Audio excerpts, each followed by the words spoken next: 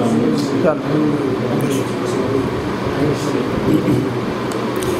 الله الرحمن الرحيم الحمد لله رب العالمين والصلاة والسلام على سيد المرسلين وعلى آله وصحبه أجمعين. Sejam bem-vindos. Depois de 2 meses de descanso, vou tirar a diferença agora, 2 horas de aula. Inshallah. Mas tem bastante chocolate para começar, né? Sejam bem-vindos, como falei, muita saudade que a gente ficou de vocês, e principalmente os nossos irmãos na internet também, que estamos com saudade de todo mundo, e faz tempo que a gente não está colocando nada, agora a gente vai começar a colocar, inshallah, a gente e a Mesquita Nur aqui de Campinas, inshallah. Depois de tanto tempo, tem bastante coisas para a gente falar, bastante coisas.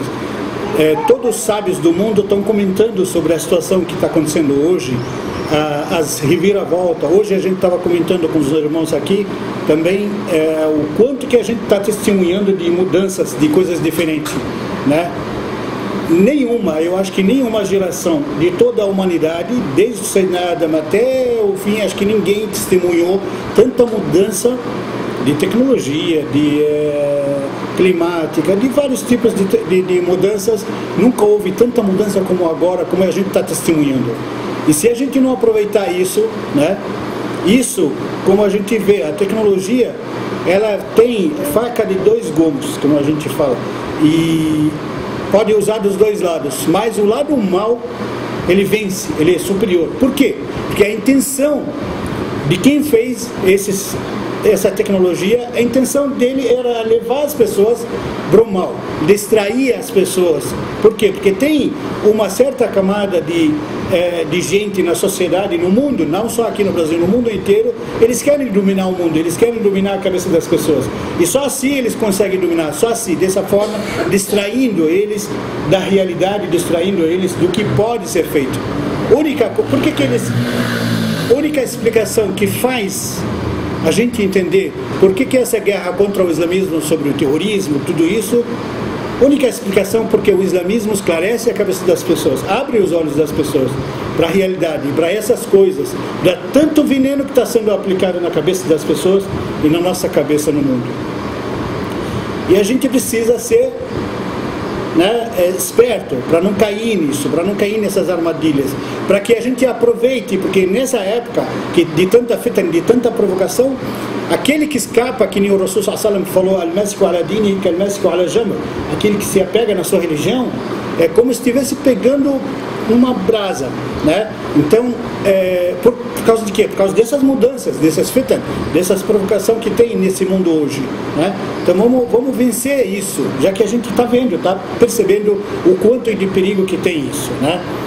Outra coisa que eu queria alertar os irmãos e as irmãs aqui sobre isso, sobre o que agora estamos numa época de Natal, época de mudanças, de festas, de crenças, talvez, né, totalmente errada, totalmente desviada. Hoje em dia, né, o Natal virou uma festa só, festa não é, antigamente era festa religiosa, hoje não é uma festa só, né? Pouquíssimas pessoas escutam falar ou fala de Jesus ou de Allah subhanahu wa ta'ala, de Deus, né? Hoje se fala Papai Noel só, né? Virou o símbolo e acabou. Essa é a intenção. E a mídia, ela lembra as pessoas de Jesus, fala um pouco de Jesus. Por quê? Fala de Jesus porque para você daqui a pouco, quando você acordar e ver essas coisas, fala, poxa, como eu fui, né, enganado, guiado por esses meios de comunicação e levado para a perdição, né, sem falar de Jesus, sendo que a festa dele, né, apesar de que a data de nascimento não é essa dele.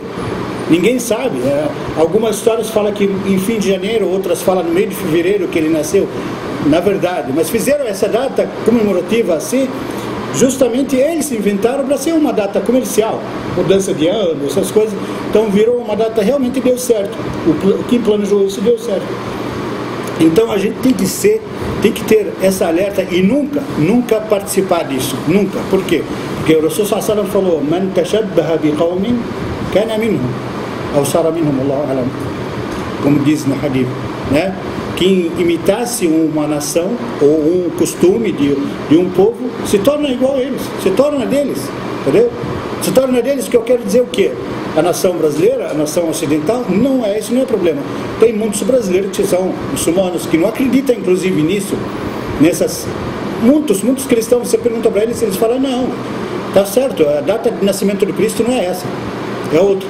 Muitos cristãos falam isso, quer dizer, as pessoas sabem, e ao mesmo tempo ele concorda com essa data de Natal agora. Por que concorda? Porque ele acha conveniente, né?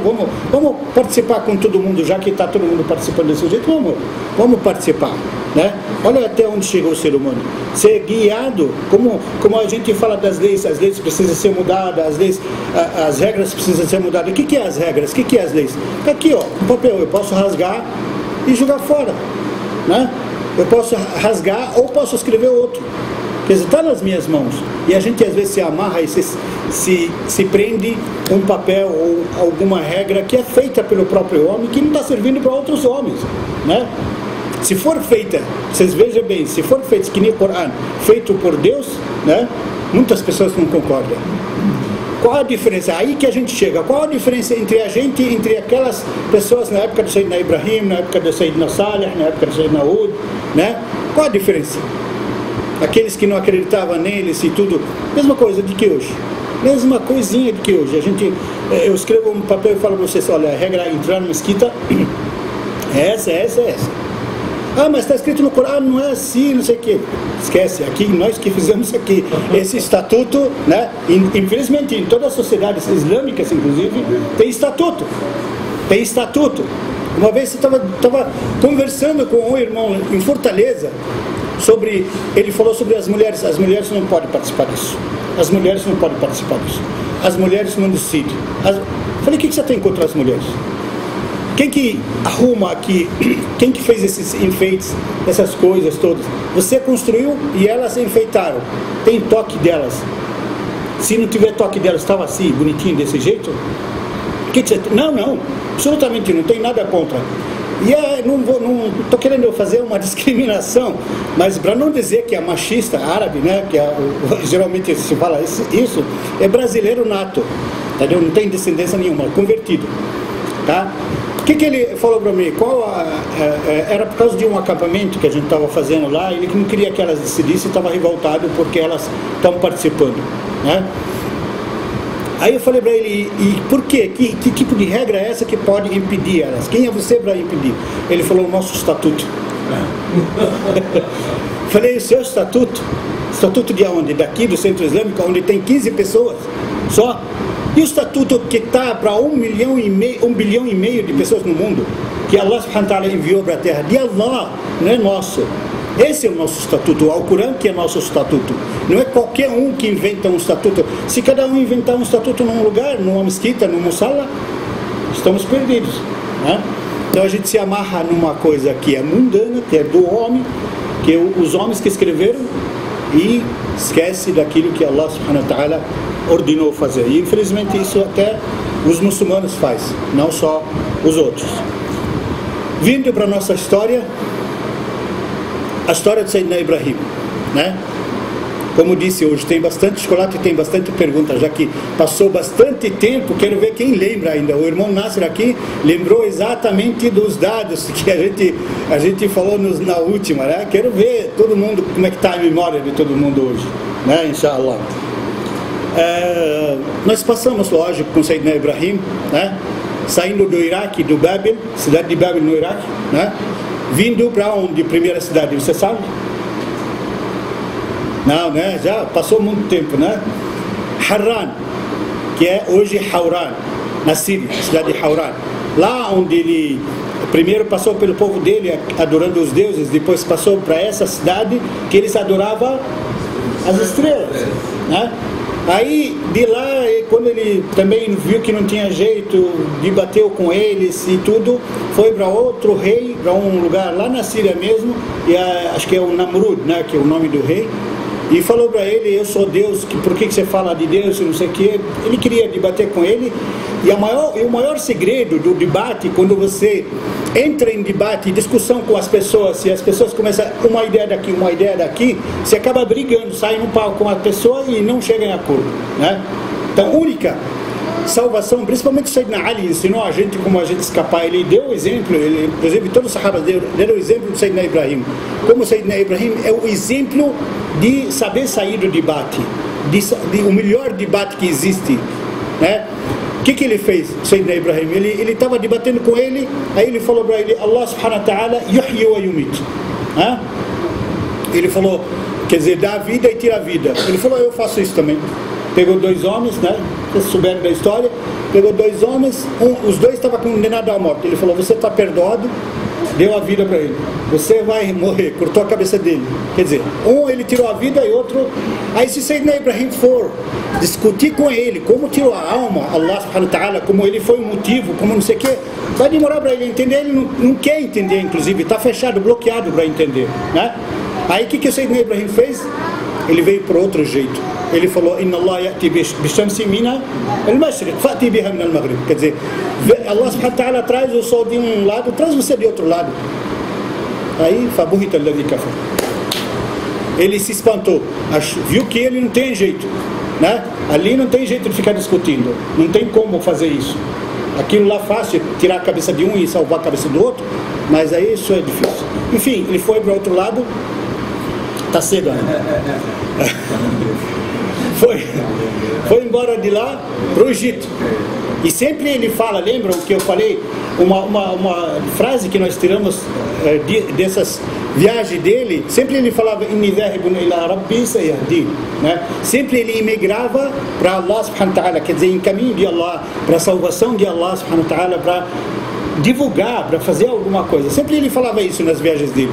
Aí ele foi para o Egito. Lá teve aquela situação que o rei quis pegar, tirar a mulher dele, quis matar ele se for a esposa, e acabou, ela falou: não, é meu irmão, e também tentou atacar ela, e aconteceu aqueles milagres que ele toda hora paralisava o braço dele, e ela mesmo pedia para Allah subhanahu wa ta'ala salvar ele, e salvava, né? Então essas informações a gente passa uma passagem rápida assim, só para a gente lembrar dessas passagens, para poder ganhar chocolate no final, né? Quando ele voltou para a Palestina, ele falou para ela: aqui não tem jeito. Vocês lembram o que o rei deu para ela de presente? Quem lembra? Deu praticamente 2, 3 camelos cheios de ouro, de riqueza, e uma escrava, né? Que é Hagar. Foi embora para a Palestina com a família e começou a comercializar, começou a progredir, assim, sabe? Ele era bom comerciante e progredir, crescer cada vez mais, ficou rico. Ele ficou bem rico, talvez o mais rico que tinha na Palestina. Aí, inclusive, ele era famoso de generosidade. Dizem os sábios que ele não conseguia. É bom ligar mesmo. Os sábios falaram assim, que ele não podia almoçar sozinho, nem jantar sozinho. Sempre tinha que ter um hóspede na casa dele. Allah subhanahu wa ta'ala se agrada muito com a pessoa generosa que assim, dá sustento às pessoas. E ele era muito, ele disse que ficava triste, não comia direito se não tiver visitante ali, hóspede para comer com ele, todas as refeições. E como eu falei, é muito rico também. Foi progredindo até que chegou mais ou menos a idade de 82 anos e nada de filhos. Tudo velho, tudo homem assim, com essa idade e até antes, sonha de ter um filho. E quando chega a uma idade avançada, lógico, antes dele vivia 1000 anos, 900 anos, se foi reduzindo, mas até ele, Wallahu A'lam, dizem que até 300 anos mais ou menos, até ele, mais ou menos isso. Até então ele estava com 82 anos e nenhum filho, já estava sonhando muito com ter um filho, né, para ter uma descendência, e de repente a Sara viu que ela não ia poder ter filho, né? Ela falou: está aqui, te presenteou a minha escrava, né? Você casa com ela. Não como muitos pensam, foi de presente e ele teve relação com ela e teve filho. Nada disso. Ele é profeta, alayhi salam. Ele é profeta min ulil azm ainda. Min ulil azm, quer dizer, profeta e mensageiro. Ele é segundo min ulil azm. Sabe aqueles ulil azm que eu falei no início? São 5 ou 6? 5. Então, ele é o segundo. Primeiro Nuh e segundo ele. No entanto, ele jamais faria isso. Jamais teria relação sem casamento, né? Casou com ela e teve filhos. Nada daquilo que se fala dos ciúmes da Sara, né? Ciúmes do intio, que ela brigava, que não sei o que, ameaçava de morte, nada disso. Ela tinha ciúmes, começou a provocar ciúmes com ela. E ela falava para ela, quando eu passava, ou quando eu saía, não passa na minha frente. Falava para Agar, quer dizer, tenta evitar. Agar fazia o quê? A tal ponto, para ela evitar, ela usava roupa, vestido bem comprido para arrastar, porque na época era deserto. Quando ela ia até o Sayyidina Ibrahim, né? Agar, ela usava vestido tão comprido que passava, apagava a marca dela, pesada dela, né? Para vocês verem que é. E ela também respeitava esses ciúmes, esses sentimentos da esposa do Sayyidina Ibrahim. Ela respeitava muito. Até que engravidou e teve seu filho, como que fala? Primogênito, né? Primogênito. Esse filho, que é o Ismail, alayhi salam, todo mundo sabe que é o primeiro. Primeiro, não foi Isaac, como muitos pensam, né? Foi o primeiro Ismail, está aí a prova. E no decorrer da história a gente vai ver por quê e quando ele teve, que a esposa dele teve Ishaq, Sayyidina Ishaq, Isaac, né?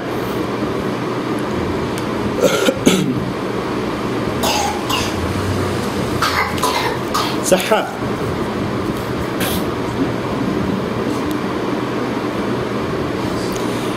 Na Palestina também, antes que passam as coisas, ainda até então, quando ele voltou do Egito, até então Sayyidina Lut não tinha vindo se juntar a ele. Quando ele chegou na Palestina, tinha comunicação, alguma coisa assim do tipo, ele veio. Sayyidina Lut veio ao encontro dele. O Lut era o primo dele. Chegou lá, ou sobrinho, alguma história fala sobrinho, Allahu A'lam. Chegou lá e sabe que Lut é profeta. Ele sabe que Lut é profeta. Aí ele falou para ele, tem um povo muito mal, que está cometendo pecados dos piores, né? E é na cidade de Sadum, é do lado da Palestina, essa cidade. Vai até lá e divulga, tenta mudar essa realidade e tenta-se com a palavra de Allah subhanahu wa ta'ala, inshallah vai acontecer milagre que muda tudo isso, né? A história do Sayyidina Lut, que é o sobrinho ou o primo dele, Allahu A'lam, importante que é profeta, isso a gente vai vir, quando termina a história de Sayyidina Ibrahim, a gente vai vir para a história de Sayyidina Lut. Primeiro continuamos com a história de Sayyidina Ibrahim. Quando o ciúme chegou ao máximo, né?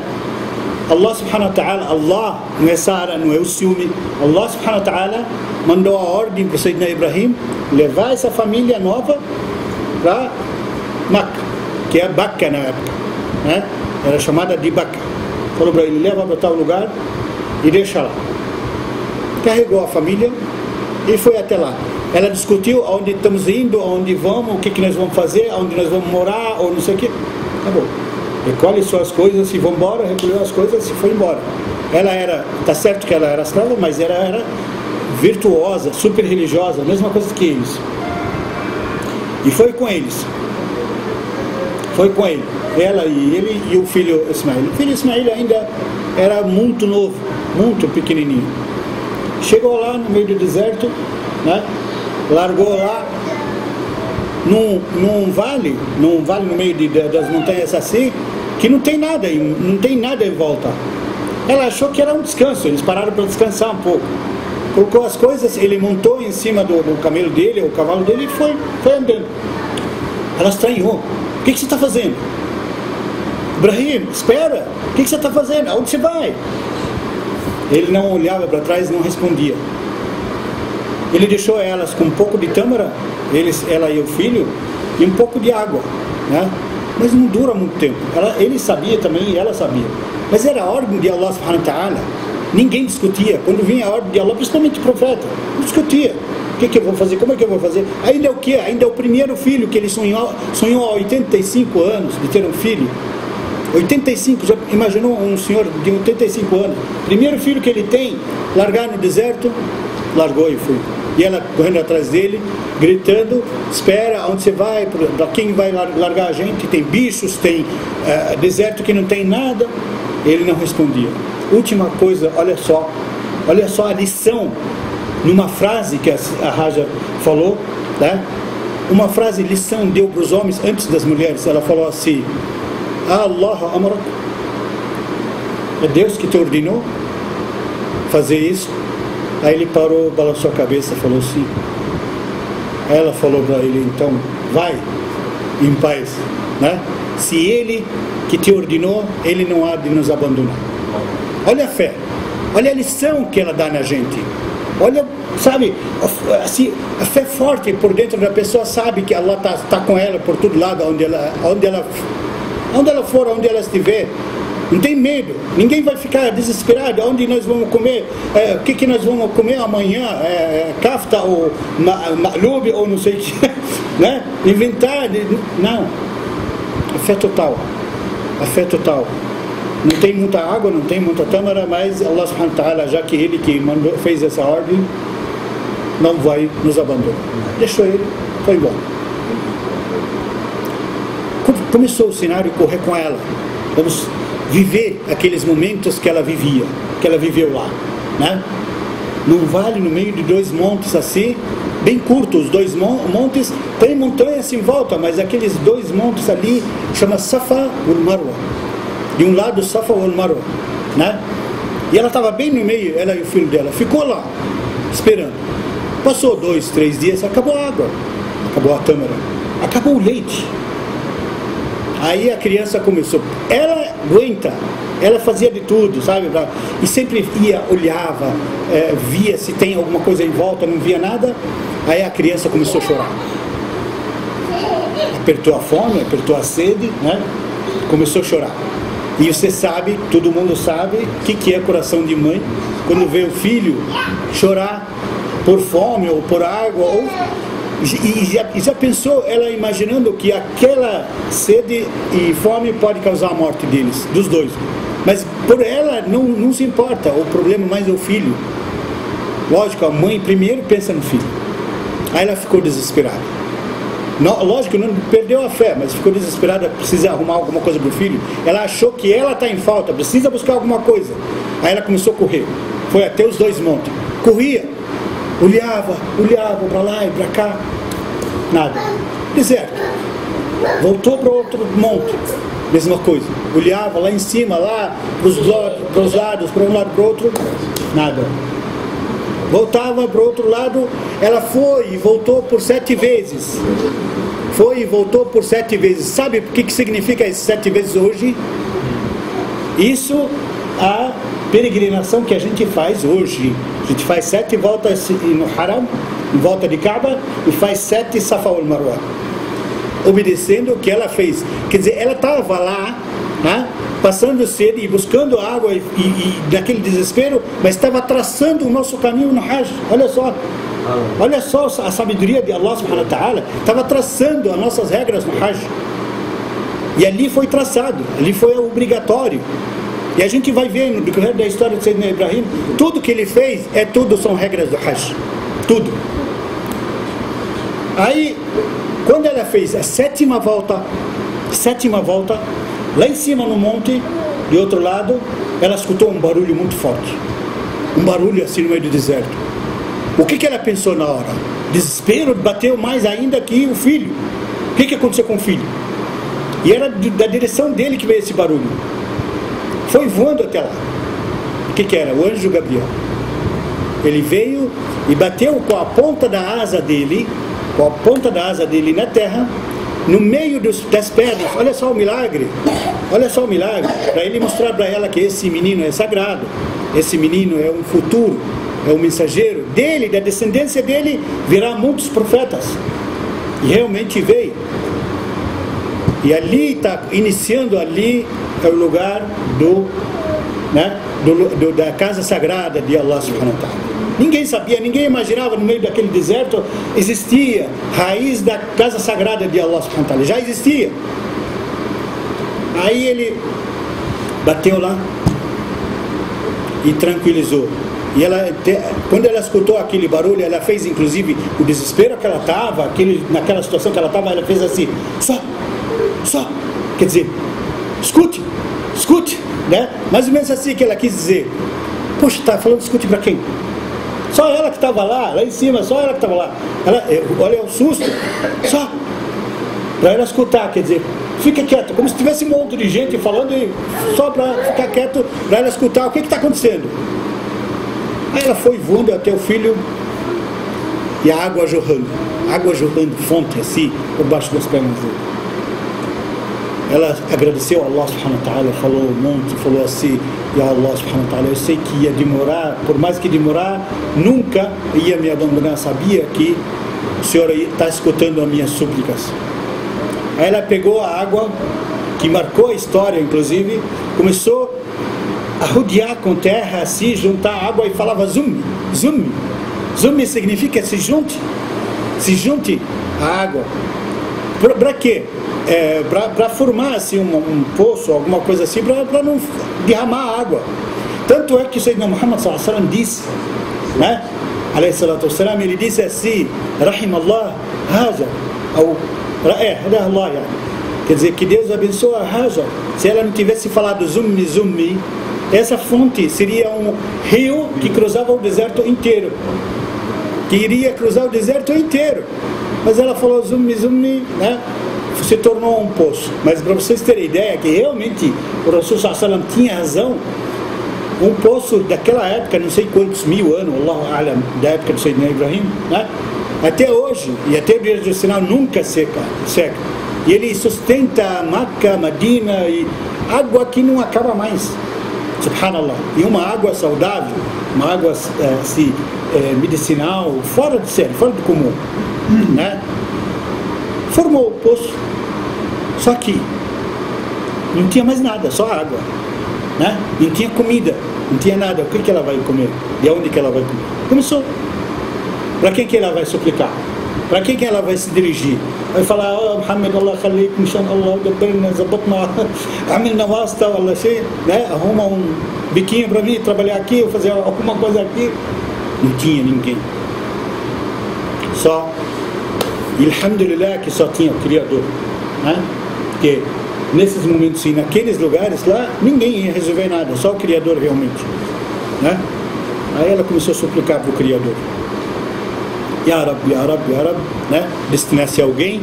De repente aconteceu um desastre muito grande no Yemen, país do Yemen, perto do Golfo, lá perto de Meca. Aconteceu que eles tinham, era o país mais rico no meio do Golfo, mais rico de água. Só que eles, de tão rico e de tanta água, eles fizeram uma não sei como que chama o SAD em português, barreira gigantesca, né? Barragem para segurar a água, dizem que eles não iam ter. Pela história, a gente não vê essa história, mas pela outra história de um acontecimento assim simples, dizem que um simples rato foi cavando até cair a barreira. Aí caiu a barreira, acabou a água, subhanallah, para motivar. Eles eram tribos de árabe, e ali que originou os árabes. Ismael e a mãe dele, eles falavam, no caso, hebraico, né? Não era ainda árabe. Aí, no Iêmen, o único país que falava árabe. Aí veio os tribos, cada um que foi para um lado da terra buscar água. Eles tinham que buscar água. No deserto, a vida é água. Onde tem água, tem vida. Não tem água, pode ter grama, pode ter árvore, pode ter o que for, não tem vida. Cada um foi buscar um lugar, e um tribo chamado Jurhum, né, do tribo árabe, ele estava passando por perto, e eles conhecem, eles são comerciantes, passavam por lá sempre. Eles chamavam aquele lugar lá Wadi Bakka, quer dizer, o Vale de Bakka. Eles sabiam. Eles passaram por distância bem insignificante, longe, né? Eles viram pássaros rodeando. Porque onde tem água tem pássaros, né? E o poço lá tem água, lá tem pássaros rodeando. Eles viram pássaros, foram estranhos. esse deserto aqui gigantesco, a gente conhece ele passo a passo, não tem água aqui. O que esses pássaros estão fazendo? Aí eles falaram, bom, não custa nada a gente verificar. Pararam, o tribo estava andando com os seus gados, esses carneiros, pararam lá e mandaram gente lá para espionar, para ver o que está acontecendo, o que tem lá. Chegou lá, voltou o mensageiro e falou, tem água, realmente tem água, e só tem uma criança e uma mulher lá. Mas eles são dignos, são gente que tem respeito, que tem dignidade, de tribo de respeito. Eles não iam lá invadir e ficar do lado sem pedir permissão. Aí foi os líderes deles até a Hajar e pediram permissão para ela. Você permite que a gente fique aqui do lado da sua água aqui, né, com todo respeito, e para a gente poder sobreviver aqui em volta? Ela falou, posso permitir, com uma condição, né? Já estava pensando no que ela vai fazer. Falaram, qual é a sua condição? Ela falou assim, eu quero que me sustente e sustente meu filho. A água de vocês em troca de alimento. Falaram, isso é fácil, não tem problema, temos bastante riqueza, está combinado, né? Eles podiam invadir, mas eles têm dignidade, têm, sabe? Ela estava lá já, ela foi motivo, eles perceberam que ela foi motivo de ter água lá, então respeitaram ela, né? Pediram permissão e ficaram lá. E entre eles foi crescendo Sayyidina Ismail, foi crescendo até se tornar jovem, muito bom, muito forte, adolescente, e dizem que foi, da língua árabe, é o top, o mais forte da língua árabe, entre eles, ele, de tão inteligente que ele era. Nesse meio, depois que esse tribo veio até eles, nesse meio, o Sayyidina Ibrahim vinha visitar eles, com frequência, mas vinha visitar com um buraco. Desta vez não foi junto como foi com eles. Foi com eles em cima de montaria normal. Demorou. Mas o buraco era segundos. Mais rápido que avião. Subia em cima do buraco, é um anjo em formato assim dizem que é o próprio cavalo. O cavalo que voa segundos. Está lá. Ele viajava com o buraco, visitava eles 1 ou 2 vezes por ano, né? Numa das visitas aconteceu outra prova, subhanallah. Isso para a gente aprender, gente, olha, sério, bom prestar atenção nisso, para a gente ver que como Allah subhanahu wa ta'ala testa aquele que ele gosta, aquelas pessoas que ele gosta. Ele não testa qualquer um.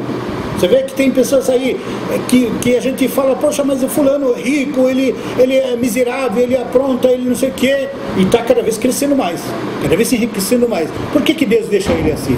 Não é Deus. Lógico que Deus que dá para ele essa riqueza para afundar mais nos pecados. Isso não significa que Deus gosta dele, né? Não significa. Tem um versículo no Corão que fala sobre isso. Deus gosta das pessoas que ele gosta, ele põe elas em prova dura, difícil.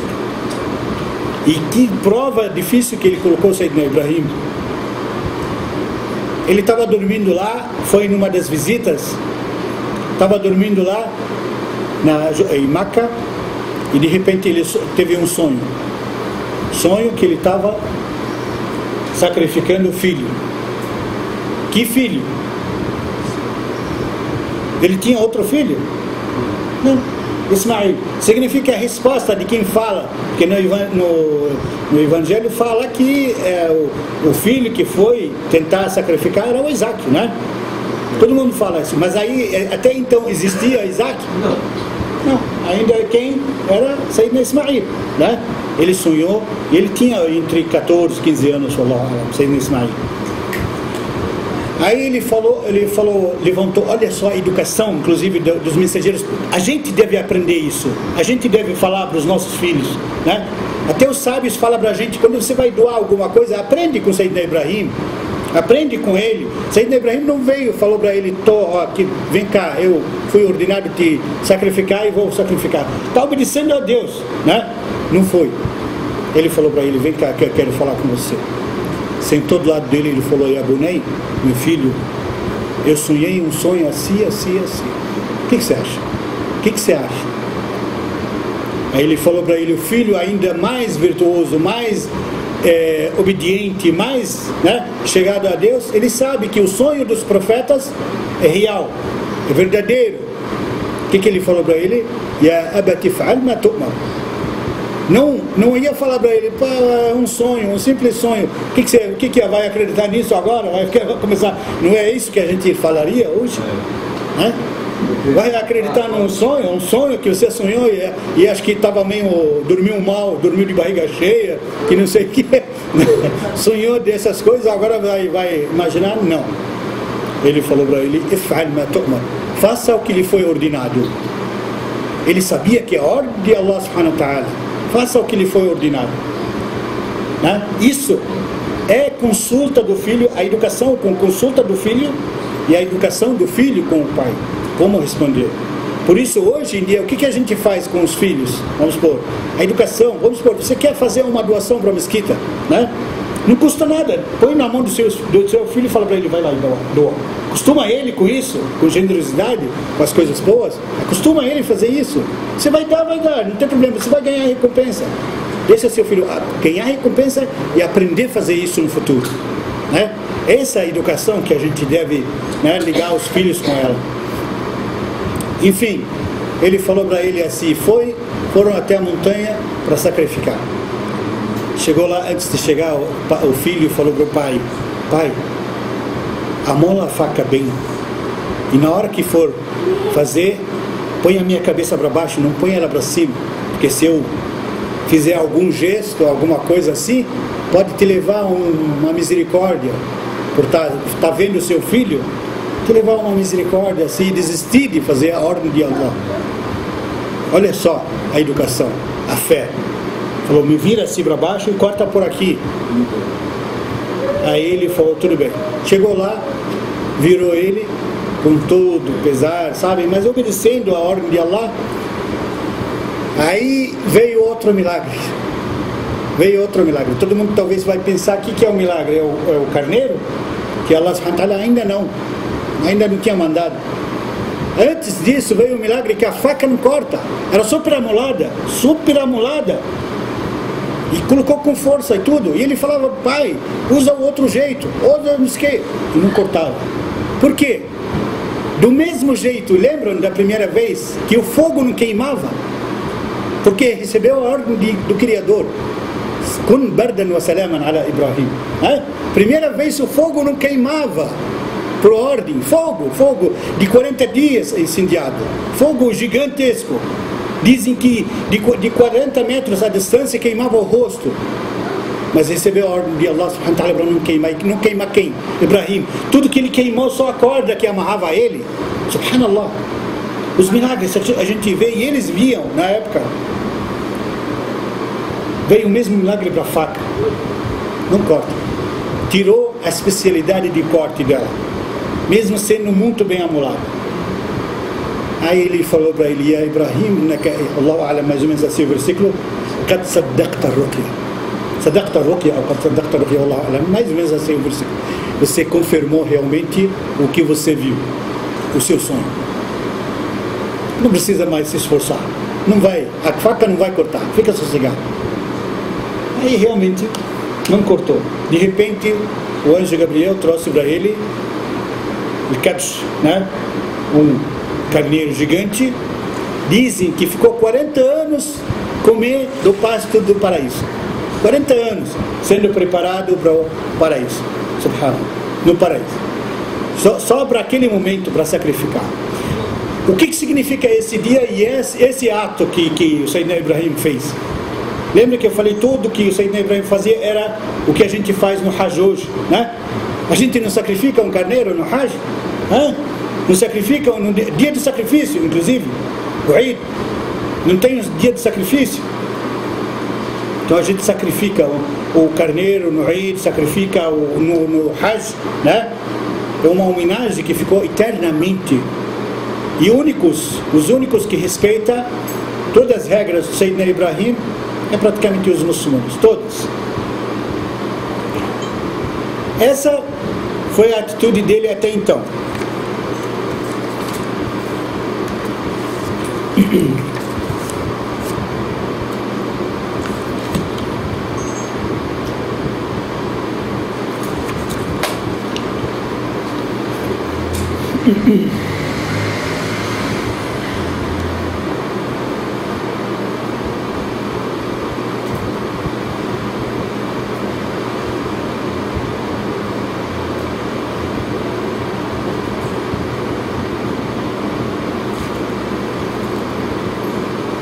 Foi, sacrificou o carneiro e voltou tudo realizado, tudo feliz, que Allah subhanahu wa ta'ala, né, fez ele passar por uma prova e ele venceu. Sabe quando a pessoa vence algo que você foi colocado para vencer? Tipo assim, você está fazendo uma prova, foi 100% nessa prova, né? A recompensa já deu para ver na hora. Como a pessoa se sente feliz, sente gostoso? Não é assim que a gente devia sentir quando Allah subhanahu wa ta'ala fala para você fazer 5 orações, quando Allah subhanahu wa ta'ala fala para você faz o hajj, faz o jejum, faz tudo que você tem de obrigação de fazer nesse mundo, né? A ordem de Allah subhanahu wa ta'ala não é satisfatório a gente fazer isso com gosto, né? Como o Sayyidina Ibrahim ficou tão feliz, tão tranquilo, né? Tudo que ele queria era aquele filho, mas mesmo assim não hesitou, não pensou 2 vezes em ir lá receber, operar, se fazer a ordem de Allah subhanahu wa ta'ala. Por isso e por essa atitude super gigante, ele voltou para Quds, né? Quando ele voltou para Quds, assim que ele chegou lá, praticamente no primeiro e no segundo dia, subhanallah, recebeu visitas. Olha a recompensa como vem, né? A recompensa das provas que você faz. Veio a recompensa. Veio 3 anjos, em forma de gente, lógico. Ele ficou meio assustado, eles tinham um jeito estranho. Um viajante que vem de longe, que não é conhecido da cidade, ele vem empoeirado assim, ele vem cansado, ele vem tudo chacoalhado, sabe, a roupa bagunçada, suja. Eles não, são limpinhos, bonitos, bem jovens assim. Ele estranhou, são pessoas desconhecidas de lá e vêm desse jeito, de distância. Mas tudo bem, como ele era generoso demais, né?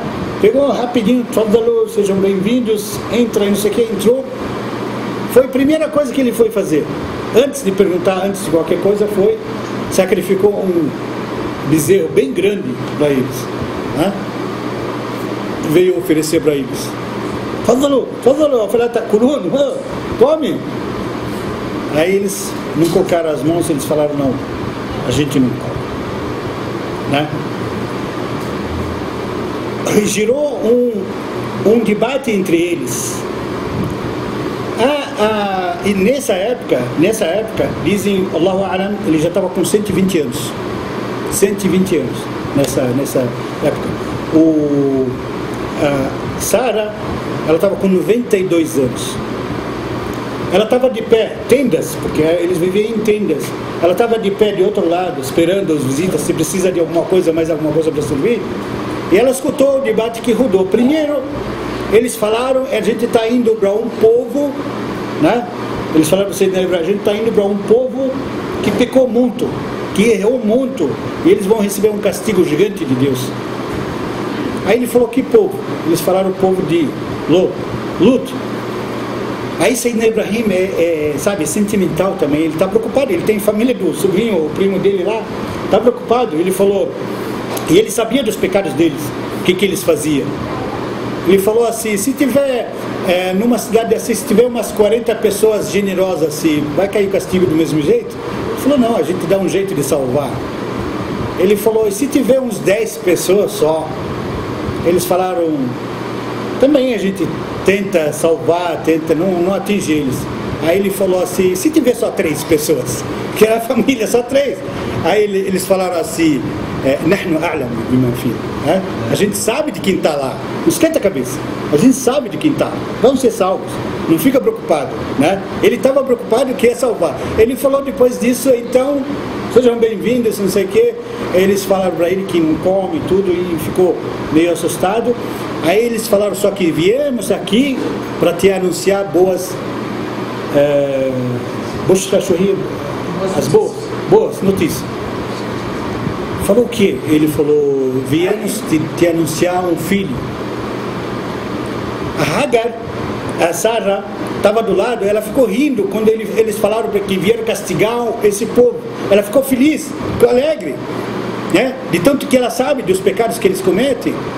Aí quando ele falou filho, ela fez assim: filho, eu, 92 anos, né? Meu marido velho também.